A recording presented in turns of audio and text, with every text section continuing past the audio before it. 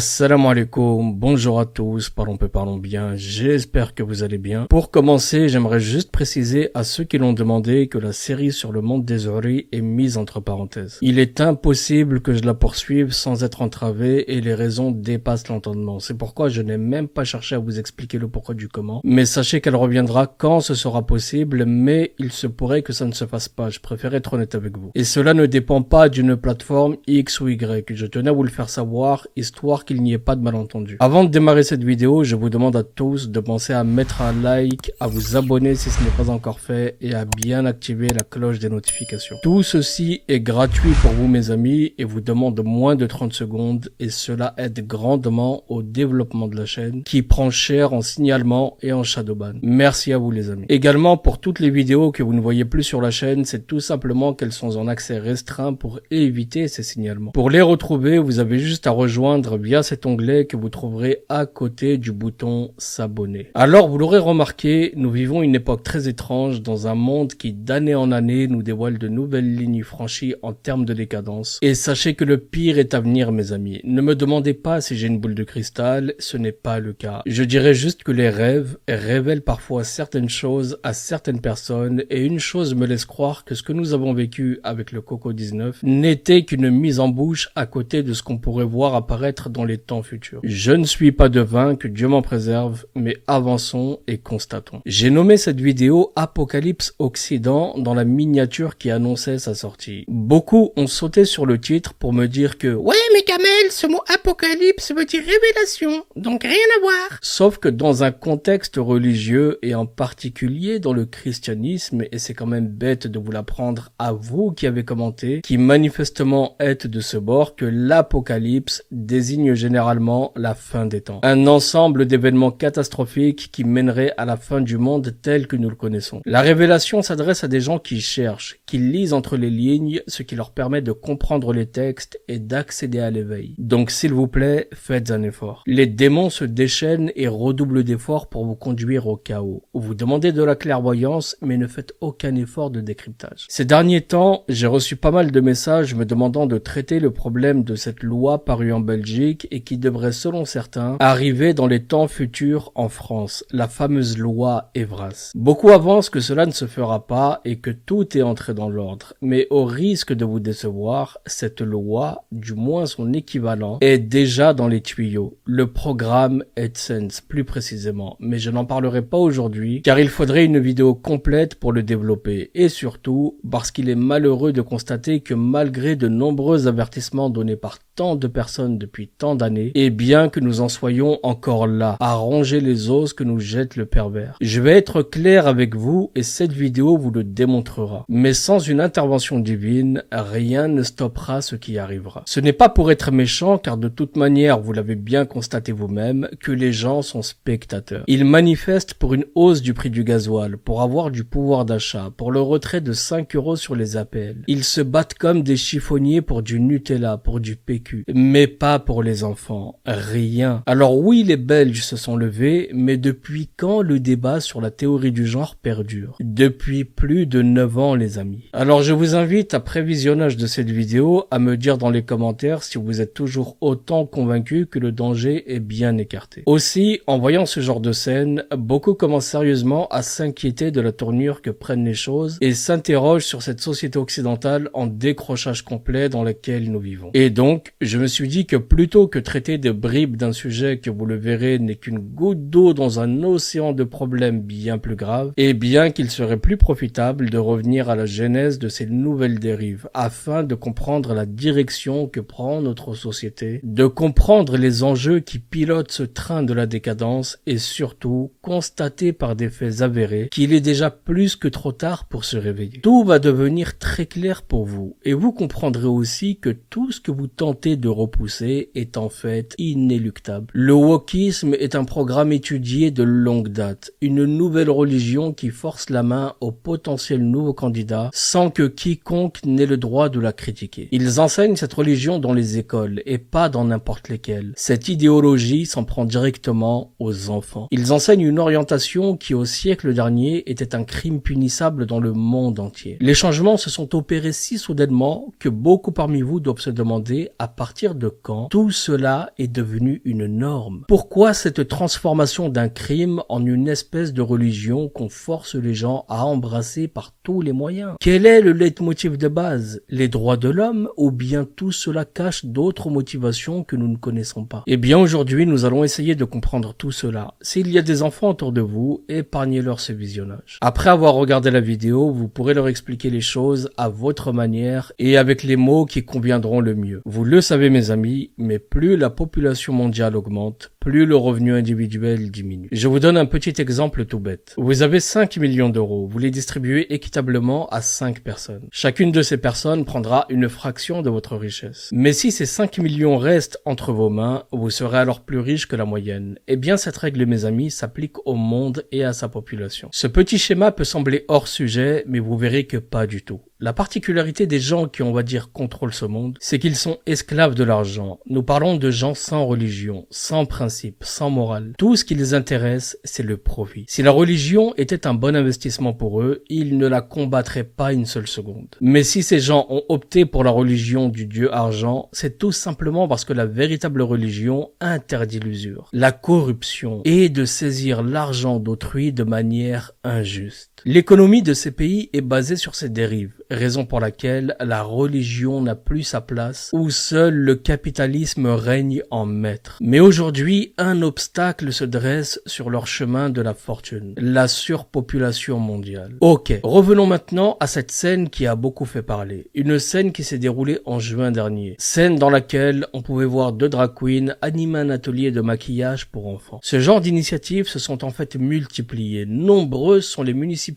qui ont emboîté le pas. Encore une fois, je sais que beaucoup sont révoltés par ces initiatives, mais à la fin de cette vidéo, vous comprendrez que ces personnes sont en fait manipulées. Elles sont utilisées elles-mêmes dans un but bien précis. Je le dis souvent, mais je ne souhaite rien de bon ni de mauvais à ces personnes, juste la guérison à la limite. Car ils ne se font que du mal à eux-mêmes. Les pratiques sexuelles entre hommes sont la plus grande cause de la multiplication des cas de VIH. Ce n'est pas moi qui le dis, mais une étude de l'ONU affirmant que le risque de contracter le VIH est 26 fois plus élevé chez les homosexuels. Donc, et en toute logique, si ce groupe d'individus est la cause de ces résultats aussi négatifs, pourquoi aujourd'hui autant de pays dans le monde les promeuvent, les soutiennent et se battent pour eux, allant jusqu'à imposer le débat sur la transidentité à l'école? Le ministre de l'Éducation de l'époque, Blanquer, est allé jusqu'à mettre en place des mesures pour soutenir les élèves transgenres. On donne la possibilité aux enfants de changer de sexe sous prétexte d'un potentiel mal-être, alors qu'ils savent pertinemment qu'à leur âge, le développement cognitif n'est pas abouti. Malgré ça, on veut nous faire croire que l'enfant pourrait se sentir coincé dans un corps de femme ou vice-versa. Le résultat, ce sont des avalanches de chirurgie de changement de sexe sans même le consentement des adultes.